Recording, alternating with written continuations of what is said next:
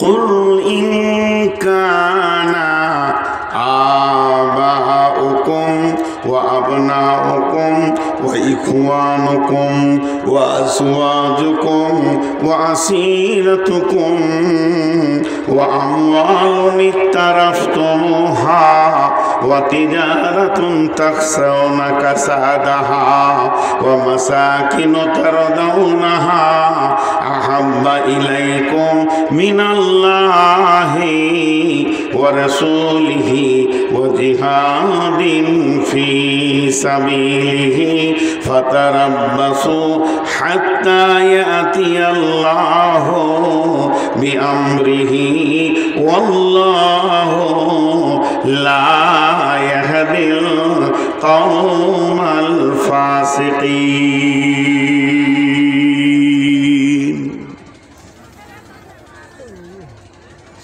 আল্লাহ বলছেন 2025 সালে 2024 সালে মুসলমানদের অবস্থা এমন কেন? কাউকে জিজ্ঞেস করতে হবে না, কোনো মন্ত্রীর কাছে যেতে হবে না, কোনো টেনশন করতে হবে না। কোরআনের যদি বিশ্বাস থাকে, কোরআনের একটা অক্ষরের উপরে যদি বিশ্বাস থাকে, কোরআন বলে দিচ্ছে মুসলমান কখন তোরা লাত খাবি রে, তোদের পিঠের চামড়াতে অন্য জাতির পায়ের জুতা হবে রে।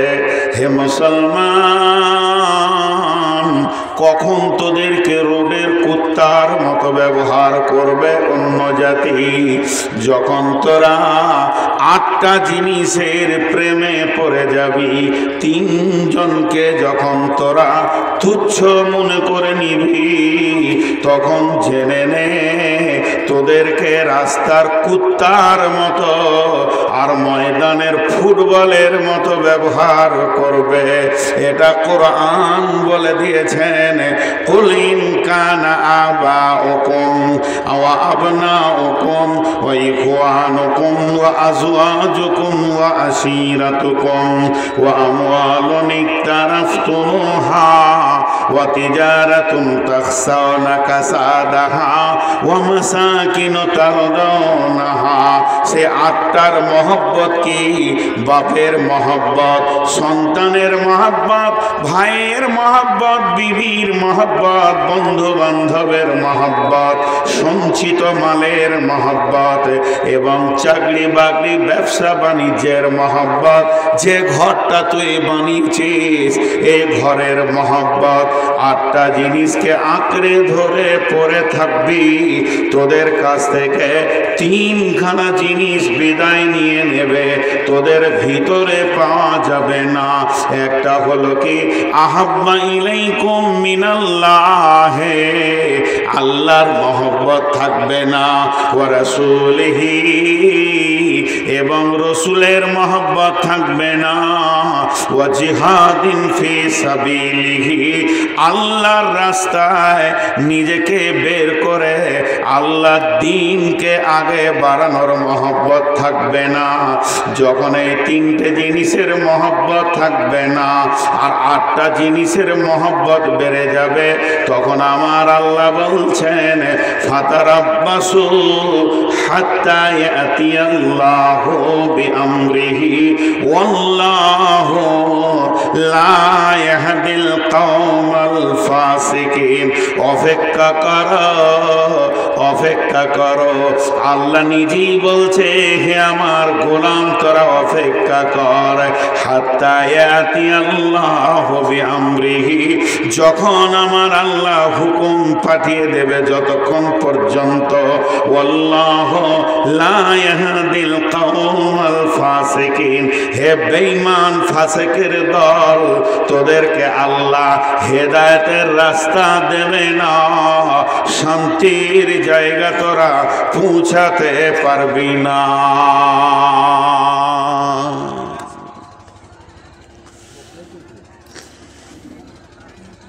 ভারতবর্ষে যে মন্ত্রীগুলো আছে একটা লিস্ট করেন, আমি তার কাগজ এই ইস্তাহারটাই দেখাই। 25-30টা ভারতবর্ষের মন্ত্রীদের লিস্ট করেন, যে শেষকালে এইদিকে লেখেন মুসলমানদের পক্ষে কেউ লয়, সব লাল কালি, দেখতে পাচ্ছে না। ভারতবর্ষ কেন, বাংলাদেশেও না, বাংলাদেশ কেন ফিলিস্তিনেও না, ফিলিস্তিন কেন সুদান নাইজেরিয়াতেও না। এখন বলেন এরা যে মুসলমানদের ওপরে নারাজ, এতে কোনো টেনশন নাই। কাগজ কলম নিয়ে অঙ্ক করে বসে দেখেন, স্বয়ং আল্লাহ আমাদের ওপরে নারাজ। আল্লাহ রাজি আছে? আল্লাহ আমাদের ওপরে রাজি নেই। শেষ ওইটাই, আল্লাহ আমাদের ওপরে রাজি নেই। বিশ্বনবী বলছেন, আমি তোমাদের জন্য দুইটি রাস্তা ছেড়ে দিয়ে গেলাম, কোনোদিন তোমরা গুমরা হবে না যতদিন ওই দুটিকে টিপে ধরে থাকবে। একটা হলো কিতাব আল্লাহ, দুইটা হলো সুন্নতে রাসূলি।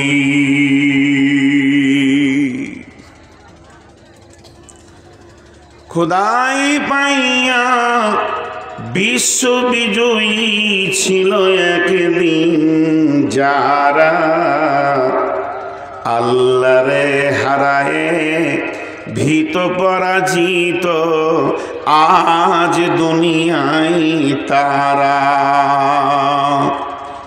আল্লাহর সঙ্গে যুক্ত সদাই ছিল যাহাদের মন, দুঃখে রোগে শোকে অটল ছিল যাহারা সর্বক্ষণ।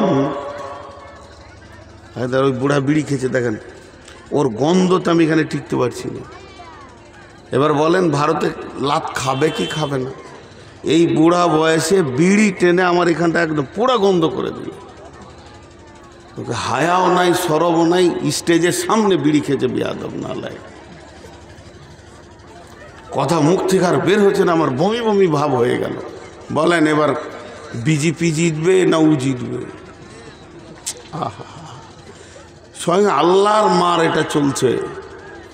এখানে বিড়িটা ধরালে তো টেনে পুরো গ্যাসটাকে এখানে দিয়ে তারপর এখনো বাড়ি যাচ্ছে, ছেলে পেলে নিয়ে আনন্দ করবে, জিলেপি টিলেপি নিয়ে ঘর যাবে। ওটাই তো কবি নজরুল বলছে, আল্লাহ পাইয়া বিশ্ব বিজয়ী ছিল একদিন যারা, আল্লাহরে হারায়ে ভীত পরাজিত আজ দুনিয়ায় তারা।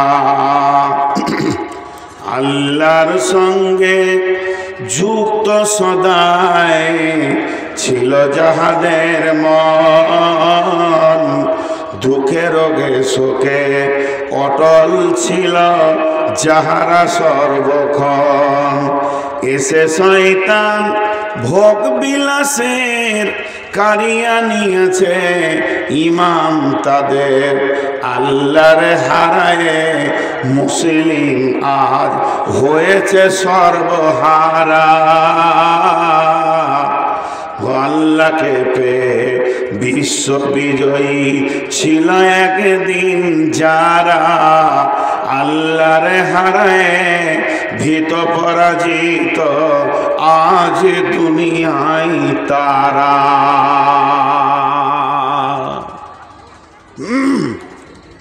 পাশে আমার ওস্তাদ বসে আছেন, জিজ্ঞেস করলেন কি বললে আপনারা বসবেন? মাথায় বিগার আছে? এই বসতে বলছি তো দাঁড়িয়ে আছো।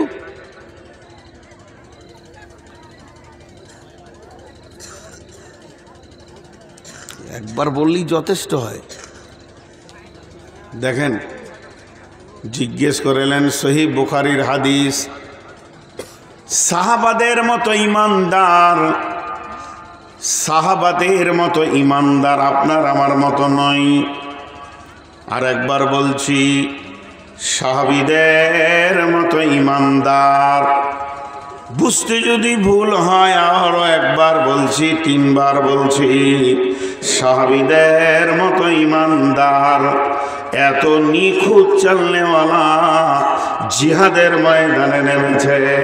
হায়াতে রসুল নবী বেঁচে আছেন আর জিহাদের ময়দানে জিহাদ চলছে। একদিন নয়, 2 দিন নয়, 3 দিন নয়, সমান জিহাদ চলছে। এখনো বিজয়ী পতাকা তুলতে পারছে না মুসলমান শক্তি, এখনো বিজয়ী হতে পারছে না, বেঈমানদেরকে পরাস্ত করতে পারছে না। তখন আপোষের মধ্যে এরা বসে গেল, কি ব্যাপার, আমাদের শক্তি কি কমে গেছে, আমাদের কলা কৌশল কি কমে গেছে, আমরা কি বিজয়ী নিতে পারবো না? আপোষের মধ্যে আলোচনা চলছে। আলোচনা চক্রে কি চলছে, আগে কোথার লিক আছে খুঁজে বের করো। আমাদের যদি লিক থাকে তাহলে আমরা আগে বাড়তে পারবো না। বিরাট বড় কামান নিয়ে এসেছেন, আপনি জিহাদের ময়দানে নামবেন, কিন্তু কামানের চেনটাই হলো কাটা, কোনো কাজে লাগবে না। একটা এলপি গাড়িতে বোম বারুদ নিয়ে চলছেন, বিদেশের সঙ্গে যুদ্ধ করে নিজের দেশকে বাঁচাতে হবে, কিন্তু সেই গাড়িতে ভোল্টিংটা নাই। আর গাড়ি আপনার সুবার ঘাট থেকে বর্ডারে সৈন্যর কাছে পৌঁছাবে না। ছোট ছোট জিনিসের কারণে বড় বড় জিনিস আটকিয়ে যায়। গোটা ডাম্পারটা যদি কামান আর বোমের গোলাতে ভর্তি থাকে আর একটা ভোল্টিং না থাকে তো যেমন কোনো কাজ হবে না। সাহাবীরা আপোষে বসে গেলেন, অনেক খুঁজে খুঁজে দেখলেন যে আমরা জিহাদে ব্যস্ত থাকার কারণে 3 দিন দাঁতন করতে পারিনি। এটা একটা সুন্নত, এটা ওয়াজিব নয়, এটা ফরজ নয়, এটা সুন্নত, তবে একটা উন্নত মানের সুন্নত। আল্লাহর নবী বলেছেন, যদি আমার উম্মতের জন্য ভারী না মনে করতাম তাহলে আমি মিসওয়াক করাটা ফরজ করে দিতাম। এই রকম একটা সুন্নত 3 দিন মাত্র দাঁতন করা হয়নি। সৈন্যের যিনি কমান্ডার ছিলেন তিনি বললেন, আগামীকাল সকালে জিহাদ এখন থাক, জিহাদকে মুলতবি করে দেওয়া হোক, সকলে একবার সুন্নতটাকে পালন করেলি, দাঁতন করেলি। সকালে উঠে যেই ডাল ভাঙতে শুরু করেছে আর দাঁতন করতে শুরু করেছে, এমন সময় প্রতিপক্ষ বেঈমানের দল দেখে নিয়েছে, সুবহানাল্লাহ, এরা আজকে খেপে গেছে রে, এদের আজ এত রাগ হয়েছে, সব ডাল ভাঙছে আর দাঁতন করতে শুরু করেছে। এই অবস্থা দেখেই ময়দান থেকে পালিয়ে গেছে, চলে গেছে। অতএব বন্ধুরে, পৃথিবীর যত কলা কৌশল আছে, পৃথিবীর যত ব্রেন আছে, পৃথিবীর যত আইন আছে, দ্বারস্থ হন, কোনো কাজে আসবে না যদি আল্লাহ নারাজ থাকে। আল্লাহ রাজি হলে আপনার রাতারাতি বিজয়ী দেবে। আল্লাহ তাবারাক ওয়া তাআলা সূরা নূরের ভিতরে বলেছেন, অতএব মুসলমান, আজকে আমি ভারতবর্ষের মুসলমানের কথা বলছি না, আমি বলছি না পশ্চিমবঙ্গের মুসলমানের কথা, গোটা মুর্শিদাবাদ আমি বলছি না, যে কটাই মাহফিলে বসে আছেন একবার আল্লাহর হস্তে বলেন যে আমরা পরিপূর্ণ সুন্নতের উপরে দাঁড়িয়ে আছি, কোনো রকমে খুঁজে পাওয়া যাবে না, একটা পূর্ণাঙ্গ ইসলাম মান্যওয়ালা পাওয়া যাবে না।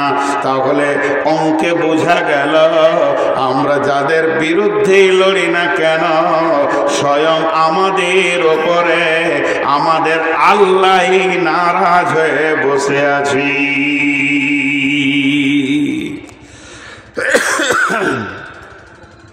বাবরি মসজিদটা চলে গেল, কি দুঃখ, আমারও দুঃখ। আমিও মুসলমানের রক্তে জন্ম নিয়েছি, কষ্ট আপনি যতটা পেয়েছেন অতটা আমি পেয়েছি, কিন্তু আমার যুক্তিটা খালি একবার আপনি কেটে দেন। আপনার গ্রামের মসজিদটা এখনো ঢুকেছেন? আপনি হক কথা বুকে রেখে বলতে শিখেন। আল্লাহ কোরআনে বলছেন, ওয়াইজা কুলতুম ফাদিলু, ইনসাফের সঙ্গে কথা বলো, যদিও তোমার নিকট আত্মীয় হয়। যতগুলি লোক আছেন একবার মুখ খুলে বলেন, ওরা আগে মসজিদ নিয়েছে না আমরা আগে মসজিদ ছেড়েছি? আমরা ছেড়ে দিয়েছি। পতিত ছিল, ওরা আবার শুরু করেছে, তো করুক, তোর আবার এত ব্যথা কিনা? কদিন আগে মনে হয় দিনাজপুর কি মালদাতে বলছিলাম যে হিন্দুরা মসজিদ ঢুকতে শুরু করেছে, স্বয়ং ওদের রাম মসজিদে ঢুকলো, এবার ওরা আস্তে আস্তে ঢুকবে, ঢুকুক, এ তো ভালো খবর। রাম আর গোটা পৃথিবীতে কোথাও শান্তি পেল না, যান জ্বলে গেল দীর্ঘদিন, এই মসজিদে এসে আশ্বস্ত হয়ে বসলো, শান্তির জায়গা মসজিদ, এটা রাম বুঝিয়ে দিল ওদেরকে। সবসময় নেগেটিভটা দেখার প্রয়োজন কি আছে? আজকে এই শোবার ঘাটের যে মসজিদটা আছে, সব থেকে নিকট মসজিদের মাদ্রাসাটা, মেনে নিলাম এটা মাদ্রাসার মসজিদ, পাশে যে মসজিদটা আছে 100% ঢুকেছে। তুমি কিসের ব্যথা দেখাও? মাকে ভাত দাও না, মা মরছে ঢুকে ঢুকে, আর 2000-2500 কিলোমিটার দূরে এক বুড়ি না খেয়ে মরে আছে, তার ব্যথা দেখাও। আজকে মুসলমান, তুমি মসজিদ ছেড়েছ। একটা বিচার আপনাদের কাছে আমি রাখছি, একটা বিচার রাখছি, হক উত্তর দিবেন, মুখ থেকে একবার শুনবো। খুব তো চিল্লাইলেন, হক উত্তরটা দেন। নিজের রোগ নিজে চিকিৎসা করেন। পৃথিবীতে মহৎ ব্যক্তি ওই যে নিজের বিচার নিজে করতে পারে। পৃথিবীতে মহৎ ব্যক্তি ওই যে নিজের বিচারটা নিজে করতে পারে।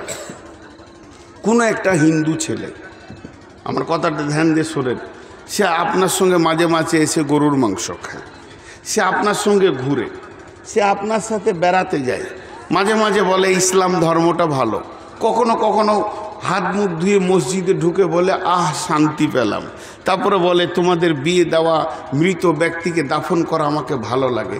ওর চালচলন দেখে আপনি মোটামুটি ভাবছেন যে 80% চলে এসছে।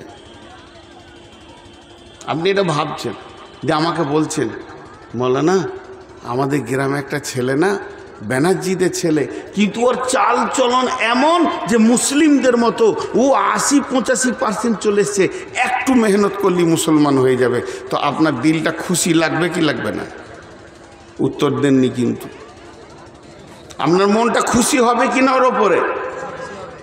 ওইটা যদি আপনার খুশি হয় আর আপনার মনটা বলে যে একটু মেহনত করে ঢুকিলি, তাহলে বর্তমান মুসলমানরা হিন্দুর চালচলনের 99% চলে গেছে, তাহলে ওরা কেন আপনাকে টানবে না?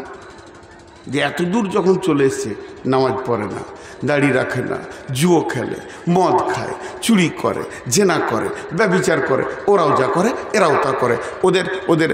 ওদের পুজোতে মেলা হয়, এদের জালসাতে মেলা হয়। ওদের পুজোতে যেমন ঘুরে, এদের মেলাতে তেমন ঘুরছে, হাতে হাত দিয়ে ঘুরছে, ময়না করছে, একে পাঁপড় খাওয়াচ্ছে, ছেলে মেয়ে অবাক আলোচনা চলছে। হিন্দুরা দেখে গিয়ে বলছে মোটামুটি হয়েই গিয়েছে রে। বলেন এইটা ওদের ভাবধারাটা অন্যায় হবে? অন্যায় হবে না। মুসলমান, তুমি ভেবে দেখো কোন প্ল্যাটফর্মে দাঁড়িয়ে আছো। আল্লাহর নবী বললেন তোমাদের জন্য আমি 2খানা রাস্তা ছেড়ে চলে গেলাম। তারাকতু ফীকুম আমরাইন, এই 2টি রাস্তাকে যদি ধরে থাকতে পারো লান তাজিল্লু, তাহলে তোমরা গুমরাহ হবে না।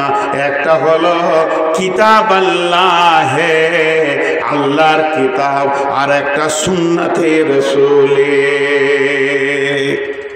যখন আপনি এয়ারপোর্টে যাবেন, দিল্লি এয়ারপোর্টে যান, কলকাতা এয়ারপোর্টে যান, মুম্বাই এয়ারপোর্টে যান, কম্পিউটারের একটা গেট আছে। কোন কোন মাল আপনি নিয়ে যেতে পাবেন না ওখানে লোড করা আছে। যখনই আপনি ঢুকবেন তো সিগন্যাল দেবে এই মালটা এর কাছে আছে। এখন যদি এখানে একটা গেট বানানো হয়, আর ওই গেটটা যদি কোরআনের গেট বানানো হয়, আর বলা হয় যে মুসলমান তাকে পার হতে দিবি, আর যে মুসলমান নয় তার জন্য তুই সাউন্ড করে আটকে দিবি, তাহলে আমরা এখানে যতগুলি লোক বসে আছি 1-1.5 হাজার, ওই গেটে একজনও ঈমান নিয়ে পেরিয়ে যাব ওই বিশ্বাস আমাদের নাই। কারণ আমরা আল্লাহকে ছেড়ে বসেছি। আমাদের কাছে সুন্নত নাই, আমাদের কাছে আল্লাহ নাই, আমাদের কাছে ওয়াজিব নাই, আমাদের কাছে ফজর নাই, আমাদের কাছে জোহর নাই, আমাদের কাছে ঈশা নাই, আমাদের কাছে আসর নাই, মাগরিব নাই, ফজর নাই, 5টা নামাজ নাই। আমাদের পোশাক হয়ে গেছে ইহুদির মতো, কথাবার্তা নাসারার মতো। এক মুসলমান দাঁড়িয়ে রাখে না, আর মুসলমান জুয়া, তাস, লুডু, দাবা এখনো ছাড়ে নাই। আল্লাহ তাবারাক ওয়া তাআলা বলছে, শুনেলে পৃথিবী কে নারাজ আছে আর না আছে, পৃথিবীতে শান্তি আছে আর না আছে, এটা শান্তির মালিক পৃথিবীর কোনো রাজনৈতিক দল নয়, কোনো ধর্মীয় দল নয়। শান্তি দেনেওয়ালা আমি, আর আমি হায়াতের মালিক, মতের মালিক, আমি শান্তির মালিক। তোরা যদি আমাকে রাজি করতে পারিস, তোদের জন্য শান্তি রয়েছে। আর যদি তোদের ওপরে আল্লাহ নারাজ হয়ে যায়, পৃথিবীর যেখানেই যাও না কেন, তুমি অশান্তি ছাড়া শান্তি বিরাজ করবে না।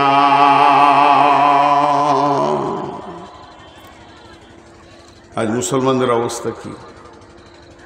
কে এদের মালিক বলেন? জি, সামান্য দাঁতন না করার কারণে যদি এই অবস্থা হয়,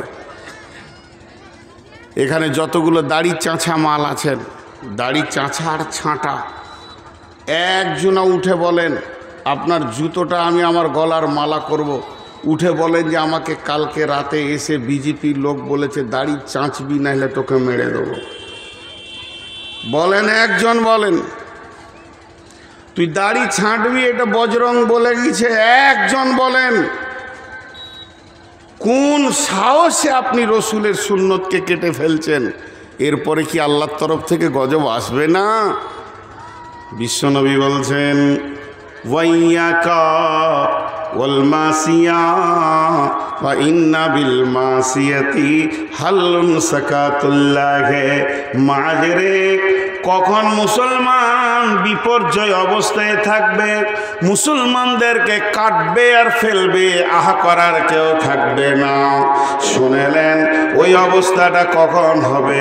বিশ্বনবী বলছে, যখন তুমি সুবার ঘাট যাবে, যখন তুমি পারাইপুর যাবে, যখন তুমি রাজগিরাম যাবে, কাশিলা যাবে, তখন রাজপথে হাঁটবে আর দুই দিকের মুসলমানকে দেখতে পাবে দিবালোকে রাজপথে বসে বসে আল্লাহর নাফরমানি চলছে, তাস চলছে, লুডু চলছে, দাবা চলছে, মদ চলছে, জেনা চলছে, লুচ্চামি চলছে, রান্ডিগিরি চলছে, ওতে প্রকাশ্য চলছে, কোনো ভয় নাই।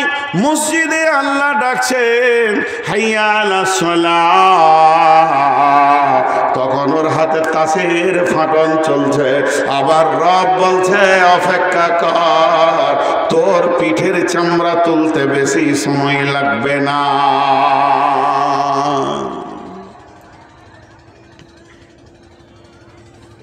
এখান থেকে 50 গজ দূরে কি 100 হাত দূরে একটা চায়ের দোকান, 5 জন বসেছে আর 5 জনই বিড়ি ধরিয়েছে, 5 জনই বেনামাজি, 5 জনই মুতে পেচ্ছাপ করে পানি লাই না। দেখ বিড়িটা টেনে বলছে, কি ব্যাপার রে, মুসলমানদেরকে কি করে বাঁচানো যায় বল দেখি, সারা দেশে মরছে। কি ব্রেন, বৈজ্ঞানিক, ওদের চিন্তাতেই মুসলমান বেঁচে যাবে। আর এমন সময় মসজিদে আজান হয়েছে, হাইয়া আলাস সালাহ, হাইয়া আলাল ফালাহ। একবারের জন্য মনে করেন ওদের 5 জন 10 জন কি আল্লাহ বলছেন, আয় বিড়ি ফেলে দে, মুখ ধুয়েলে, দাড়িতে হাত দিস না, আয় আমার ঘরে আয়, এখানে আসবি তো বেঁচে যাবি, তোদের গায়ে কেউ হাত দিবে না, তোরা সারা বিশ্বকে শাসন করবি, আর তোদের অধীনস্থে বিশ্বের মানুষেরা তোদের পায়ের নিচে থাকবে। তখন ওটাকে তাওয়াক্কা করছে না, শুনছে না, বিড়ি ছায় ফেলছে, চায়ে টান মাছার বলছে কি করা যায়, তাহলে একটা মুখ্যমন্ত্রীকে দরখাস্ত দেওয়া যায় যাতে করে এনআরসি না হয়। আমার আল্লাহ বলছেন, যে পারবে সে তোর দরজা দরজায় গিয়ে ডাকছে, তাকে তুই গুরুত্ব দিলি না, আর যার দ্বারা হবে না তার চিন্তাতে চায়ের দোকানে সময় কাটাচ্ছিস। অপেক্ষা কর, মুসলমানদের আরো ভয়াবহ অবস্থা হবে। আপনি বলছেন যে বোম্বাইয়ের কোর্ট বলে দিয়েছে যে বেঁচে যাব, কই আটকাতে পারলে মসজিদটা? সুপ্রিম কোর্টও পারলেন, দিয়ে দিলে করে। আরো কীর্তন হবে, আরো হবে, ভয়ানক ভয়ানক হবে। এর বাঁচার একটাই রাস্তা আল্লাহ বলে দিয়েছে, আমাকে রাজি কর। এসার নামাজ পড়িনি, ফজর পড়ব না, যেখানে শান্তি সেখানেই যাব না। জি ভাই, কুকুর দুই রকম, একটা কুকুরের মালিক আছে আর একটা কুকুরের মালিক নাই, রোডে ঘুরে। যে কুকুরের মালিক আছে, যদি আপনি মটরের দানার মতো একটা ইঁটকে ছুঁড়ে দেন, তোর মালিক বলবে এই থাবড়ে দিব, মালিক অ্যাকশন নেবে। আর যে কুকুরটার মালিক নাই, চায়ের দোকানে পুরীর দোকানে ঘুরতে ঘুরতে একদিন ও রোডে লাশ পড়ে থাকবে। মুসলমানদের বর্তমান মালিককে মুসলমান একবার জবান খুলে বলুক। মুসলমানদের মালিক কি তৃণমূল? মুসলমানদের মালিক কি কংগ্রেস? না মুসলমানদের মালিক কি বিজেপি? মুসলমানদের মালিক হলো আল্লাহ, যিনি বিশ্বটাকে এদের পায়ের তলে একদিন করে দিয়েছিলেন। রোম সম্রাট 1.5 লক্ষ সৈন্য এনেছে, বিশ্ব নবী 10,000 নিয়ে 1.5 লক্ষকে ঘর ঢুকিয়ে দিয়েছে। তাদের সমস্ত মালকে নিয়ে এসে গনিমতে হাজির করে দিয়েছে।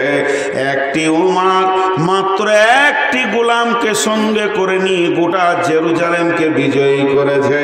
হযরতে সাঈদ রাদিয়াল্লাহু তাআলা আনহু মাত্র 30 জন গিয়ে বাহরাইনকে বিজয়ী করেছে। 30 জনে একটা দেশ বিজয়ী করেছে, 2 জনে একটা দেশ বিজয়ী করেছে। কেন কেন কেন কেন কেন কেন কেন? তাদের সঙ্গে আল্লাহ ছিল। আল্লাহ তাবারাক ওয়া তাআলা বলছেন, ভারতবর্ষের মুসলমান তোরা যদি বিজয়ী লিবি তো একটা কাজ কর, বিসমিল্লাহির রহমানির রহিম, ওয়াদাল্লাহুল্লাযীনা আমানু মিনকুম ওয়া আমিলুস সালিহাতি লা ইস্তাখলিফান্নাহুম ফিল আরদি কামা ইস্তাখলাফাল্লাযীনা মিন ক্বাবলিকুম। ফুটবল দেখেছেন? ফুটবল? জি ভাই, ফুটবল দেখেছেন? ফুটবল খেলার মধ্যে মৌলানা চলে গেল নাকি? কিসে যাবে?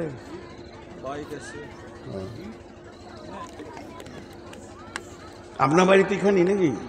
কোন গ্রাম?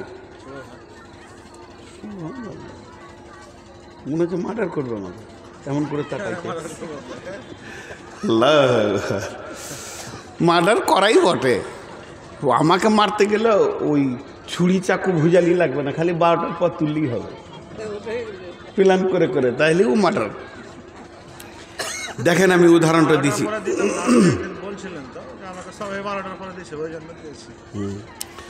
তো ফুটবল ওইদিকে 11টা প্লেয়ার, এদিকে 11টা প্লেয়ার, 22টা প্লেয়ার একটা বলকে মারছে। ওরা সবুজ গেঞ্জি পরে আছে, এরা সাদা। আর আমার তো বুদ্ধি কম, মাথা মোটা মানুষ, চুপ করে দাঁড়িয়ে দাঁড়িয়ে দেখছি। তো মনে মনে বলছি বলটা কোন দলের? ওই দিকে যেছে তো লাথি এইদিকে তারছে, তাহলে ওই দলের লোক, তো ঢুকে পর। তো এই দিকে ঢুকলো, লাথি ওইদিকে তারছে, তো ই কোন দলের? কিছুই খুঁজে পেছি না। তো বলটাকে শুধাবো, তো আমি ঢুকতে গেলে 2 লাথ খেয়ে নিব। তো এমন সময় 2টা প্লেয়ারের পায়ে লেগে বলটা আমার কাছে এসেছে, তো সুযোগ পেয়ে নিয়েছি। বলটাকে বলছি, ভাই তুই কোন দলের রে? বলছে বলিস না ভাই, চুপ কর। তো তোকে লাত মারছে কেন? বলটাকে আমি বলছি, বল তুই লাত খেয়েছিস কেন, একবার মুখ খুলে বল। বল বলছে, বন্ধু এদের কারো বোন বেটির কাপড় ধরে আমি টানিনি, বেজ্জতি করিনি, কারো গরু চুরি করিনি, দোকান চুরি করিনি, মাঠের পেঁয়াজ আলু চুরি করিনি, পৃথিবীর কোনো পাপ করিনি, অন্যায় করিনি। তবে আমি লাত খেয়েছি তার একটাই কারণ, আমার ভিতরটা হলো ফাঁকা। যদি আমি বোল্ডার হতাম 11টা 22টা মাস্তান একজনও কাছে আসতো না। একবার লাত মারলে হাড় ভেঙে একদম অ্যাঙ্গেল বেঁকা হয়ে যেত। মুসলমান আজকে রাজনৈতিক দলের ভিতরে ফুটবলের মতো হয়ে গেছে। বিজেপি মারছে তো তৃণমূলে ঢুকছে, তৃণমূলে লাত খেয়েছে তো কংগ্রেসে ঢুকছে। চাচা যে কোন পার্টির লোক বোঝা যাচ্ছে না, বছরে 4 বার করে বাপ পাল্টাইছে, ইমান পাল্টাইছে। এই যে লাত খকা জাত হয়ে গেছে মুসলমান। হে মুসলমান, তুমি লাত খাও কেন? তার মানের ভিতরটা ইমান থেকে ফাঁকা। আল্লাহ নাই, রসুল নাই, তরিকা নাই, কোরআন নাই। যে রাস্তায় চলতে বলেছে ওই রাস্তায় নাই, বেলাইনে হাঁটছে। যখনই আপনি আলে হাঁটবেন তো লোক বলবে ভাই আসসালামু আলাইকুম। আল ছেড়ে দিয়ে জমিতে হাঁটবেন তো জমিওয়ালা লাঠি নিয়ে তারবে সালাম আর ধুনে মেরে দিচ্ছে। তো মুসলমান বেলাইন হাঁটছে আর লাত খেছে। এর জন্য পৃথিবীর কোনো রাজনৈতিক দলকে দোষ দেবেন না। যেদিন মুসলমান এই রাস্তাটা ধরে নেবে সেদিন এদের মালিক হবে আল্লাহ। এদেরকে মারার মতো ক্ষমতা বিশ্বে কারো বুকে পাটা জন্মায়নি। এরা যেদিকে যাবে সেই দিকটা বিজয়ী ঘোষণা করবে।